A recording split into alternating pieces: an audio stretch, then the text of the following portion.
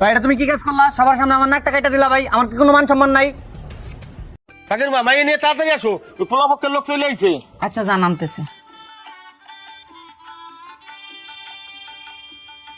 ভাই এই তো আমার বোনকে নিয়ে আসছি, তাহলে দেখেন। মা আর গোমটাটা খুলে দাও তো।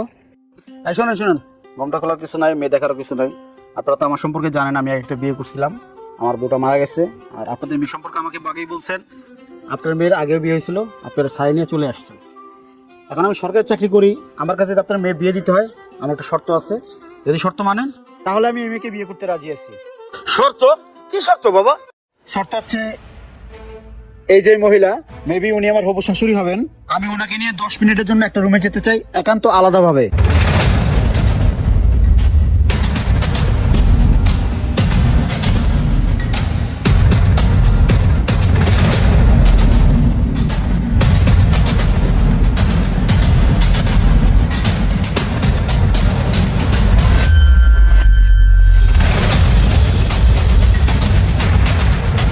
এই এগুলি কি বলতেছেন? আপনার কি মাথায় সমস্যা আছে? আপনি আমার মাকে নিয়ে এক রুমে যাবেন মানে? ভাই না, তোমার কি মাথা মুথা ঠিক আছে? তুমি আমার বউরে নিয়ে 10 মিনিট সময় কাটাইতে চাও? বিয়ে তো জানি কোথায় না, তোমার সাথে আমার মেয়ে বিয়ে দেবো না। আমি কি বলো এগুলা? তুমি পাগল হইছো? এই মেয়ে কি কর, মাথা ঠিক আছে? এই পোলা সত্যি বলে না, এই পোলার সাথে আমার বোনের বিয়ে দেবো না। এই ওঠো তোমরা। ভাই এটা আপনি সবার মাঝখানে কি করলেন ভাই? মোহরক আমি যা কইছি বুঝছই নাই কইছি। আমার শর্ত একটাই, এই বিয়ে যদি করতেই হয় আমি ওই মহিলাকে নিয়ে 10 মিনিটের জন্য একটা রুমে যেতে চাই, একান্ত ভাবে। যদি হয় তাহলে আমি বিয়ে করব, আর নয়তো না। এই বসো বসো। এই ও কি করবো? ও পাগনা বালুক। ও এরকম কত পোলা পাইনে দেখছি। এই কি বলবা তুমি? আসো আমার সঙ্গে আসো। আচ্ছা চলেন। বা মা এগুলি কি শুরু করছে? ব্যাপারটা তো আমিও বুঝলাম না।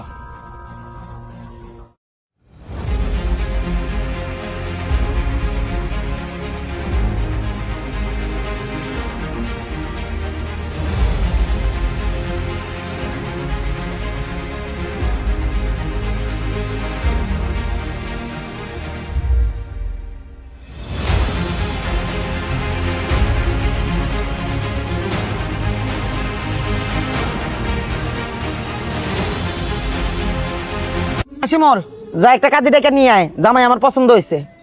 কি বলো মা এইসব? একটা চরিত্রহীন ছেলের সাথে তুমি আমাকে বিয়ে দিতে চাও? 10টা মিনিট এই ছেলেটার সাথে তুমি একই রুমে কাটাইছো। বিয়ে করলে তুমি করো, আমি না। তুমি কি কাজ করলা? তুমি একটা পরপুরুষী ছেলের সাথে 10 মিনিট সময় কাটাই এলা, আর তুমি কি করে ভাবলা যে তোমার নিয়ে আমি সংসার করবো? দরকার তোমার বিয়ে দেবো এই ছেলের সাথে, তোমার মাইয়ে বিয়ে দেবো না। বাবা তুমি ঠিক কথা কইছো। মা তুমি এত খারাপ আমি আগে বুঝতে পারি নাই, এখন আমি মানুষের সামনে মুখ দাও কেমনে? তুমি আমার মা, এই কথা কইছো আমার লজ্জা লাগতেছে। ভাই এটা তুমি কি কাজ করলা? সবার সামনে আমার নাকটা কাটা দিলা ভাই, আমার কি কোনো মান সম্মান নাই? আর তুইও ভুল বুঝতেছিস। শোনেন, আপনারা সবাই শান্ত হন, আপনারা সবাই ভুল বুঝতেছেন, আসলে বিষয়টা তা না। কারণ বিষয়টা কি হয়েছে, আর ওনারা আমি কেন রুমে নিয়ে গেছি, তাহলে ঘটনাটা শুনেন। এসেলে বসো, কি বলবা বলো। আম্মা, আমি আপনার ছেলের মতো, আসলে কথাগুলো বাইরেই বলতে পারতাম। আপনি তো জানেন আমার মা নাই, আমার বাবা নাই, আমি এই দুনিয়াতে এতিম। আমি সরকারি চাকরি করি ঠিকই, কিন্তু এই দুনিয়াতে আমার কেউ নাই। আপনার মেয়ের আগের সংসারটা ভাঙছে, আপনি এটা ছাড়াই নিয়ে আসছেন। একটা বেশ সাধারণ সংসার, একটা শাশুড়ির কথায় ভেঙে যায়, আবার একটা সাধারণ সংসার একটা শাশুড়ির কথা টিকে যায়। আর মা, আপনাকে এখানে ডাকার উদ্দেশ্য হচ্ছে, আমি শুনেছি আপনার মেয়েকে আগের জামা থেকে ছাড়াই নিয়ে আসছেন, সামান্য একটা ঝগড়াঝাটি হতো, শোনেন একটা সংসার ঝগড়াঝাটি লেগে থাকে, তাই বলে কি মেয়েটাকে ছাড়াই নিয়ে আসবেন? আজকে যদি আপনি ওর শাসন করতেন, ওখানে সংসারটা করতে পারতো। তো একটা সাধারণ সংসার গুছাইতে অনেক দিন লেগে যায়। আমি চাই আমার সাধারণ সংসারটা ভেঙে যাক আপনার কারণে। আপনি শাসন করতে না পারেন, আমার সংসারে কখনো হস্তক্ষেপ করবেন না, এতটুকু ওয়াদা আপনি আমাকে করেন। আমি চাই আপনার মেয়েরা সারা জীবন সুখে রাখবো। আমার আগের বড় মারা গেছে, আমার খুব কষ্ট লাগে, আমি ওর অনেক ভালোবাসতাম।